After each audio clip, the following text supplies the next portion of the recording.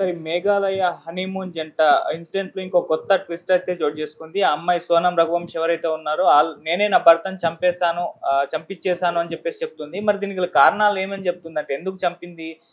ఏమన్నా specific reason ఏమన్నా ఉందా? దీనికి సంబంధించి ఆమె ఏం చెప్తుంది? అండ్ ఆమె బ్రదర్ కూడా ఇప్పుడు నా చెల్లిని ఉరి తీసేయండి, ఆమె చేసింది తప్పు అంటూ మీడియాతో కూడా మాట్లాడడం మనం చూసాము. అసలు ఎక్కడి వరకు వచ్చింది ఈ కేస్ ఇన్సిడెంట్? మరి దీంట్లో చోటు చేసుకున్న ట్విస్ట్‌లేంటి సార్? ఇదొక విచిత్రమైన కేసు అని చెప్పొచ్చు. అంటే ఏ సినిమా కూడా ఇంతకంటే తీసిపోదు. Thriller cinema. అసలు ఇలాంటి సినిమా కాన్సెప్ట్ ని ఎవరు ఊహించలేరు కూడా. నాకు తెలిసి ఎవరు కూడా రాయలేరు. ఒక్కోసారి truth is stranger than fiction అంటారు. అంటే వాస్తవం అనేది కల్పన కంటే కూడా విచిత్రంగా ఉంటుంది. ఊహించలేం మనం. ఫస్ట్ లో మనం దీని మీద ఆల్రెడీ నేను 2, 3 సార్లు చెప్పాను. ఫస్ట్ లో చెప్పినప్పుడు నేను కూడా పోలీసుల వెర్షన్ ఏం చెప్పాను అంటే వీళ్ళిద్దరూ హనీమూన్ జంట అక్కడ సోహరా అనే ఏరియా, చెరపుంజి ఏరియాకి వెళ్ళారు. అక్కడ మిస్ అయ్యారు. వాళ్ళు షిల్లాంగ్ లో ఒక యాక్టివా స్కూటర్ తీసుకున్నారు. ఆ స్కూటర్ కనబడింది. సో వాళ్ళిద్దరు మిస్ అయ్యారని చెప్పారు. అబ్బాయి బ్రదరు, అమ్మాయి బ్రదర్ కూడా ఫ్లైట్ వేసుకొని అక్కడికి వెళ్ళారు. 5 లక్షలు ప్రకటించారు ఆచూకీ తెలిస్తే. అక్కడ ప్రజల హెల్ప్ తీసుకొని వాళ్ళు వెతకడం మొదలు పెట్టారు.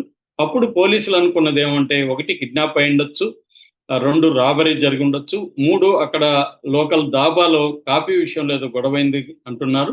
వాళ్ళేమన్నా ఈ అబ్బాయిని చంపేసి అమ్మాయిని ఎత్తుపోయి రేపు ఇలాంటివి ఏమన్నా లైంగికంగా యూజ్ చేసుకుంటుండొచ్చు, ఇలాంటివి అనుకున్నారు తప్ప ఎవరు కూడా ఈ అమ్మాయే అతన్ని చంపించుంటదని ఎవరు కూడా ఊహించిన పరిస్థితే లేదు అసలు. సో నిన్నటి వరకు కూడా కన్ఫ్యూజన్ గానే ఉంది. ఎందుకంటే ఆ అమ్మాయి చంపాల్సిన అవసరం ఏంటి?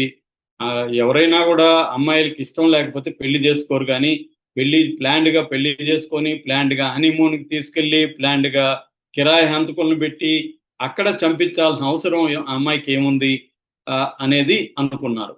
సో ఇప్పుడు తర్వాత పోలీసులు అక్కడ ఈస్ట్ కాశీ పోలీస్ స్టేషన్ అంటారు, ఆ ఈస్ట్ కాశీ హిల్స్ అంటారు, ఆ హిల్ ఏరియా పోలీసులే దీన్ని చూశారు. ఇదేంటంటే ఇప్పుడు 3 రాష్ట్రాల సమస్యగా మారిపోయింది. మేఘాలయ, మధ్యప్రదేశ్, ఉత్తరప్రదేశ్. ఎందుకంటే ఈ అమ్మాయి అబ్బాయిది సోనం అండ్ అబ్బాయి పేరు రాజా రఘువంశీ, సోనం రఘువంశీ. వీళ్ళిద్దరు కూడా ఇండోర్కి సంబంధించిన వాళ్ళు మధ్యప్రదేశ్.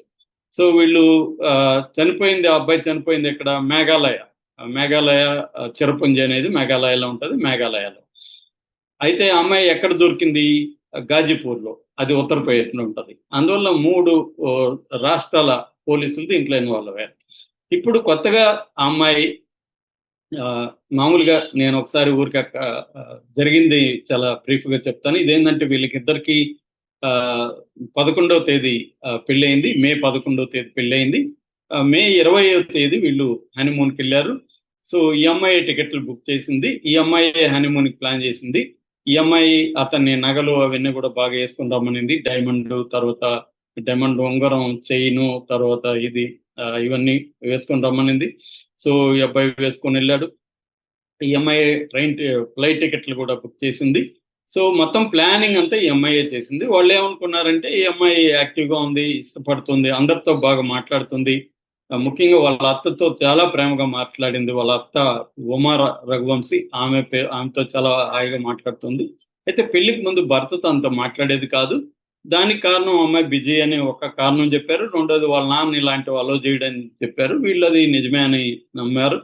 సో ఆ పెళ్లి తర్వాత కూడా ఈ అమ్మాయి అతనితో శారీరకంగా కలవలేదని కూడా ఇప్పుడు బయటకు వస్తున్నాయి. అదంతా కూడా ఈ అమ్మాయి బిడింగ్ గా ఉంది, సంప్రదాయ దీంట్లో పెరిగిందని వాళ్ళు సర్ది చెప్పుకున్నారు. అందుకని హనీమూన్కి వెళ్తే వీళ్ళిద్దరూ మధ్య సాన్నిహిత్యం ఏర్పడుతుంది, బాగుంటుందని ఇంట్లో వాళ్ళు కూడా ప్రోత్సహించారు. అలాగే వెళ్ళారు. వెళ్ళిన తర్వాత ఇందాక చెప్పినట్టుగా 23వ తేదీ వరకు వాళ్ళు టచ్ లో ఉన్నారు. ఈ అమ్మాయి వాళ్ళ అత్తగారితో ఫోన్లలో మాట్లాడుతుంది, ఫోటోలకు పంపిస్తుంది. సో హ్యాపీగా ఉన్నామని చెప్తుంది, చిన్న చిన్న సంఘటనలు వివరిస్తుంది. 23 తర్వాత స్విచ్ ఆఫ్ వచ్చింది, ఫోన్ పనిచేయలేదు.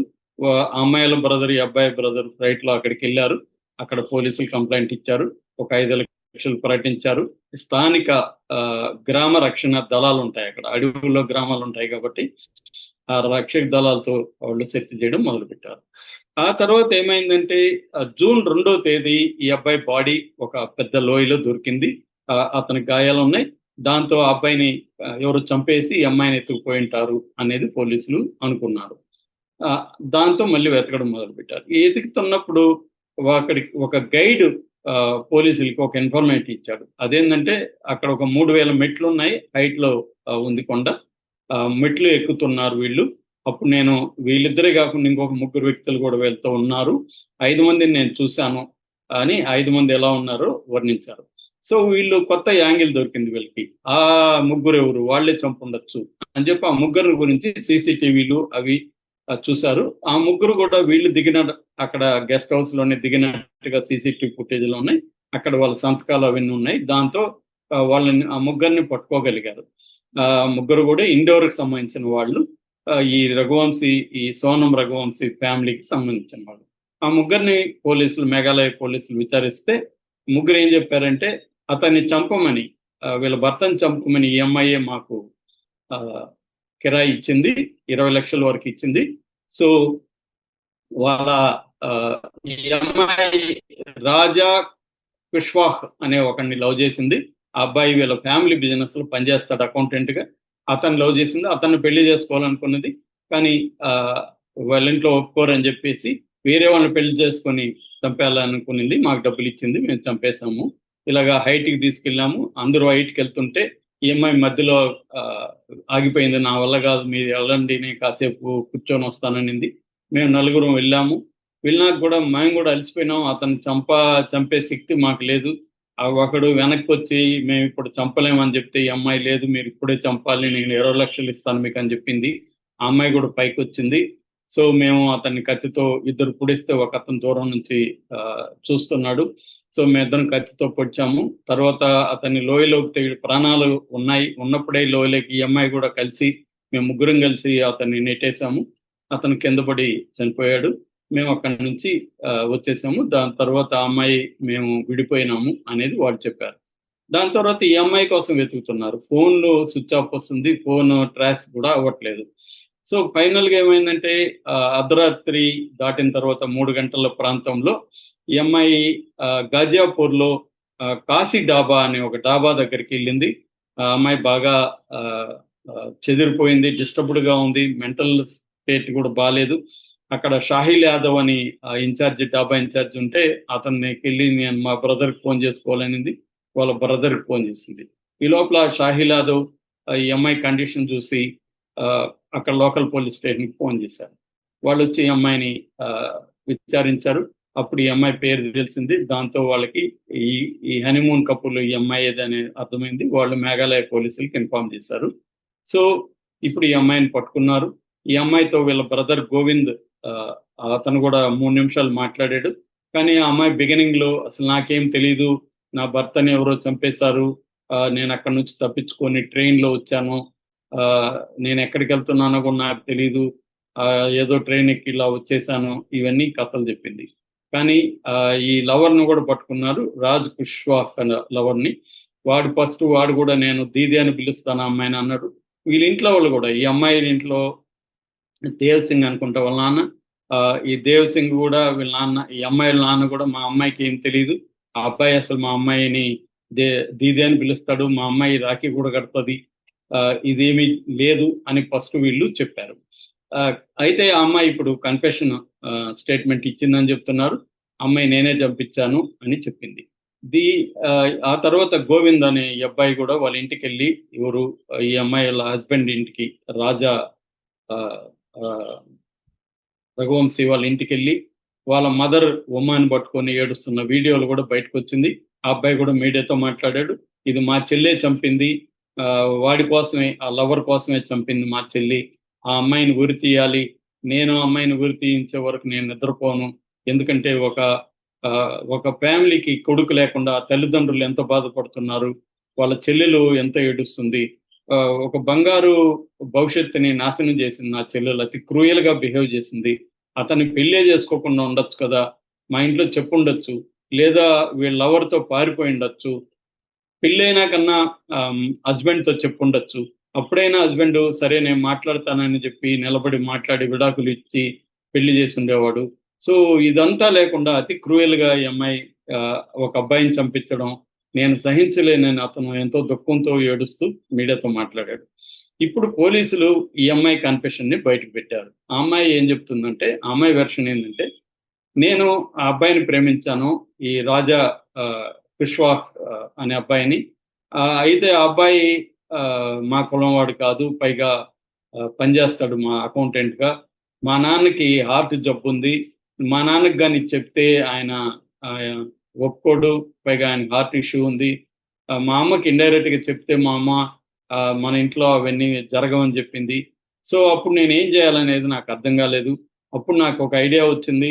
అదేంటంటే ఎవరినో ఒకరిని పెళ్లి చేసుకొని వీళ్ళు చూసిన వాళ్ళని పెళ్లి చేసుకొని ఆయన్ని చంపేస్తే నేను విధవగా మారిపోతాను. అప్పుడు ఇంకెవడు నన్ను పెళ్లి చేసుకోడు. చచ్చినట్టు మా ఇంట్లో వాళ్ళు నిన్ను పెళ్లి చేసుకోవడానికి ఒప్పుకుంటారు అని నేను నా లవర్‌కి చెప్పాను. నా లవర్‌కి కూడా ఈ స్కీమ్ నచ్చింది. దాంతో అలాగే కానీ అన్నాడు.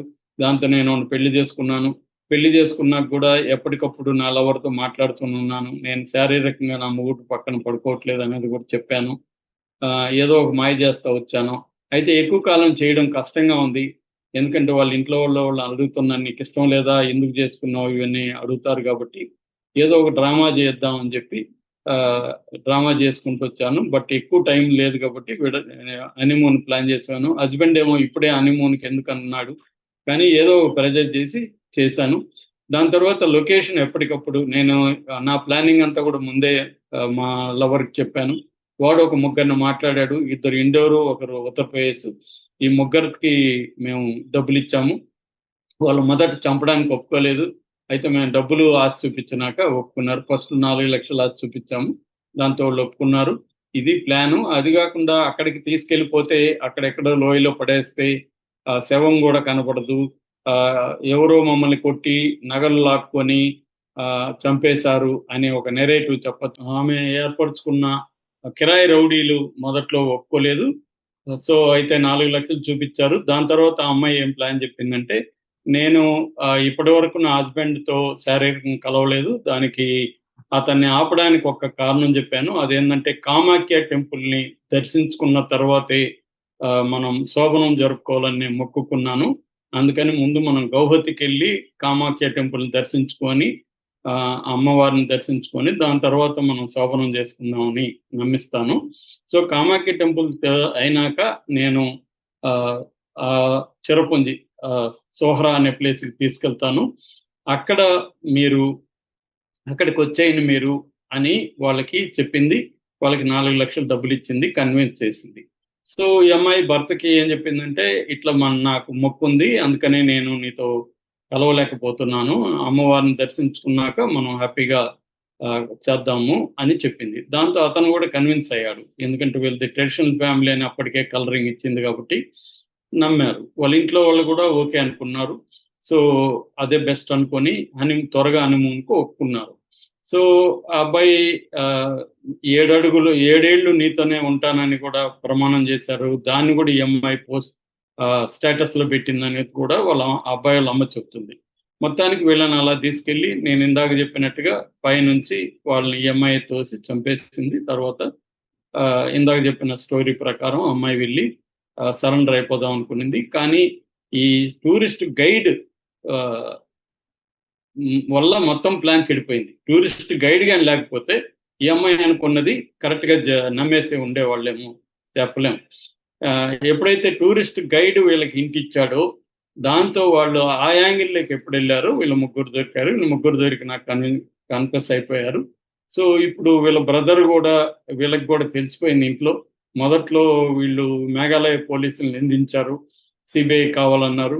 కానీ ఇప్పుడు ఆ అమ్మాయే కన్ఫెస్ అయిపోయింది. ఆ కన్ఫెషన్ వీడియో గూడా వాళ్ళు పోలీసులు వీళ్ళకి చూపించారు. వీళ్ళ అమ్మ, నాన్నకి.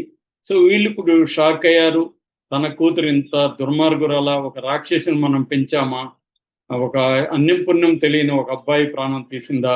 అన్న షాక్‌లో వాళ్ళున్నారు. ఇంత ఇంత జరిగినా కూడా ఆహ్, అతని కర్మ దానికి అతని అంత్యక్రియలకి ప్రియుడితో కలిసి ఈ అమ్మాయి వెళ్ళిందంటే ఎంతకు తెగించిందనేది కూడా ఇవాళ అనుకుంటున్నాను. అయితే దీంట్లో నేను ఇంకొక యాంగిల్ చెప్పదలుచుకున్నా. అదేంటంటే ఇది కంప్లీట్‌గా అమ్మాయి తప్పు, అమ్మాయి దుర్మార్గురాలు, అమ్మాయి మెంటల్ స్టెబిలిటీ బాలేదు. ఇలాగే చెప్పేయడం ఈజీ నిజానికి. కానీ ఇది అంతకంటే పెద్ద సమస్య. ఇవాళ తల్లిదండ్రులు ఏం చేస్తున్నారు, పిల్లలకి వాళ్ళకి ఫ్రీడమ్ ఇవ్వట్లేదు. వాళ్ళ ఎంచుకునే అంటే కొంతమంది ఇస్తున్నారు, అందరూ గాదు. కానీ ఇంకా ఎక్కువ పరువు హత్యలు విపరీతంగా జరుగుతున్నాయి. అందుకని పిల్లలు ఏం చేస్తున్నారంటే, తల్లిదండ్రులకి తమ లవ్ స్టోరీ చెప్తే వాళ్ళెక్కడ వాడిని చంపేస్తారో, లేకపోతే మనల్ని ఏమన్నా చేస్తారేమో అన్న ఒక భయంతో ఇలాంటి పనులు చేస్తున్నారు. ఇది ఫస్ట్ కేసేం గాదు. ఆ మధ్య గూడా కరీంనగర్‌లో గూడా పెళ్లి కాకముందే ఒక అమ్మాయి పెళ్లి చేసుకోబోతున్న అతన్ని చంపించేసింది. అతను ఇంట్లో ఉంటే ఫోను చేసింది. సిగ్నల్ బయట సరిగ్గా లేదు, బయటికి రా అని చెప్పింది. గోముగా మాట్లాడుతుంటే మనోడు బయటకొచ్చి మాట్లాడుతున్నాడు. సడెన్‌గా ఇద్దరొచ్చి కత్తితో పొడిచి చంపేసి వెళ్ళిపోయారు. ఇది కూడా అలాంటి కేసే. సో, ఇలాగ జరుగుతున్నాయి ఈ మధ్య. దీనికి ఒక కారణం ఏందంటే తల్లిదండ్రులు కూడా. తల్లిదండ్రులు పిల్లల కొంత ఒక ఏజ్ తర్వాత ఫ్రీడమ్ ఇవ్వాలి.